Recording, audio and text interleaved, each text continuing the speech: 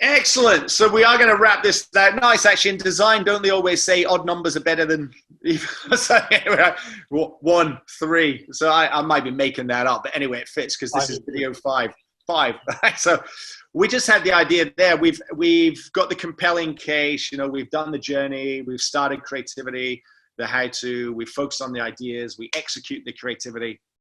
How do you then protect that in market, or what's the next stages beyond the execution where you've got something that's working? What do we need to think about? Philippe, what did you want to share to start us off here? Well, for protection, that's the $1 million question, definitely. There are a couple of things you can do in terms of IP. So that's also really important to be aware of that.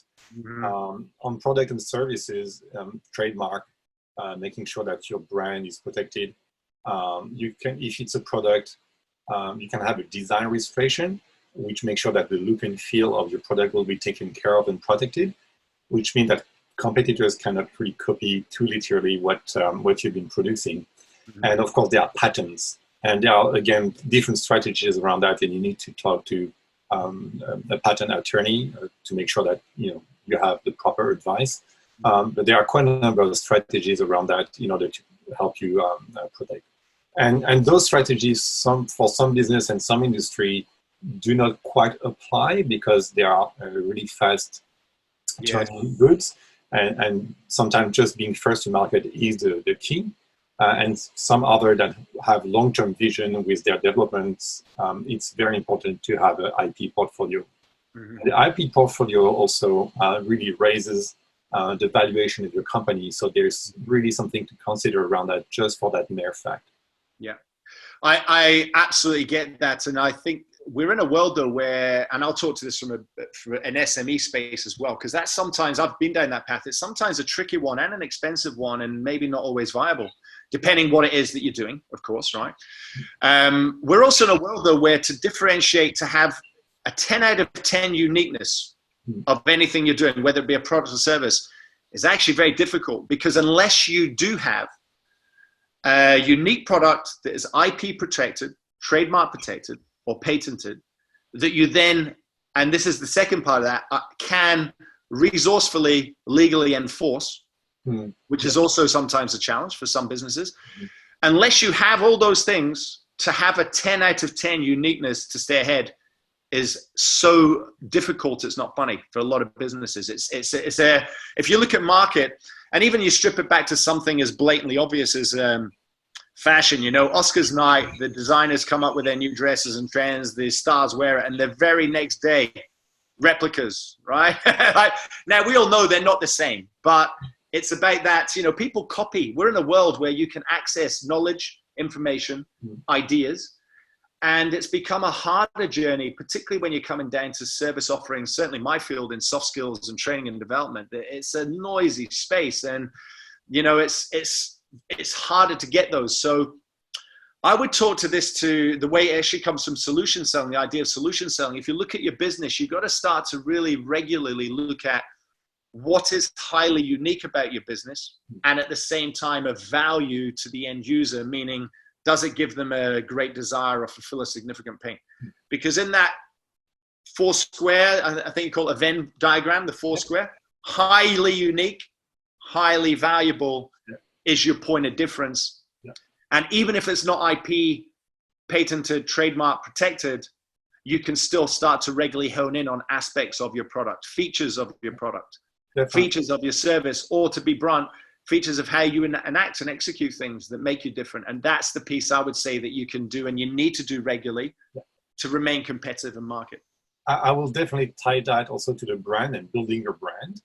So your brand is built on stories and value positioning and everything. And because of that, there are a number of customers that's going to follow your brand and not follow any other product. So you can have a copy of your product, but people won't buy the copy necessarily. Right. And those who will buy, they are not the customers anyway in the first place. Absolutely. You shouldn't worry too much about that. It doesn't mean you shouldn't protect your business. Of course, if you can, and you definitely should. But sometimes brand positioning also, and the story you have, and the value you have, and the why you have with your brand, that's also what people can relate to. Completely. I mean, I know we're both speakers, we both do presentations. So I know I've seen this. There's people I've actually mentored, trained, coached, or given access to content to help their skills. And I've seen them then take that content and use it or they might even take my story and use it in their talk. And it, sometimes it's a bit annoying. I do confess. Sometimes you go, it's a bit cheeky, right? It's ethical and moral, a bit cheeky. But I also come back to, at the end of the day, they can't tell my stories my way because they're not me anyway. You know, exactly. The authors that wrote the book Funky Business, I don't know if you've read that book. It's a great book, Funky Business, but they talk about this point as well, is that even when people are doing that, they're not you, so they can't be you anyway. So you've got to remember that. Yeah, yeah. And if you're the founder, or if you have the vision and everything, and you share that vision, there are still a number of people that will still buy into that. Yeah. And that's the audience you need to keep growing, and that's where your brand positioning has to develop. Yeah. So what I'm hearing from your side, and this is definitely something you would deal with more than me by a long shot, and it's a great point you said, which is you got to really investigate the legality, the protection of with all those mechanisms and find the right ones, particularly where you're doing in the world you do, Philippe, which is engineering, designing of specific products that have got patents. Whereas more the world I live in is more knowledge and ideas in that sense, which is not always, it's become a bit of a lazy path for some people. That's, you know, it's, I don't see as, I'd be curious to know the numbers on it, but I don't see as many people, even in my circle, chasing to do protection of programs because they just find it's a battle they lose sometimes. Yeah, you can still have like trademark for the name of your program or something. Yeah, for sure. It's very hard to steal your brand and the trademark of the name of your program and your stories and be fine with it. Yeah. But yeah, it's true. You know, being a speaker too, you can see that people will take your framework or the methodology and everything. But again, they don't have the background and the experience. I can tell you where and how my methodology came to life. Yeah. They can't. Exactly. No idea. The genesis of it, and it's, you know, it's good that we all do that as well. Let's be real as well, because there's so much information exists. Wasn't it Newton that said he was so good because he stood on the back or the shoulders of giants that came before, right? Yeah. So all of us do that. It's just having the ethos and morals with that. Like we've even done it on these videos. You know, I've referenced about that 4-step from a Todd Sampson, but I'm not saying, hey, this is a model I've got. It's like, hey, go and have a look at this. He's brilliant at this. Try and find this, you know. So there's no problem in sharing and being a bit of a magpie at times. It's where people just grab the whole thing and try and smash out as their own. It's a challenge.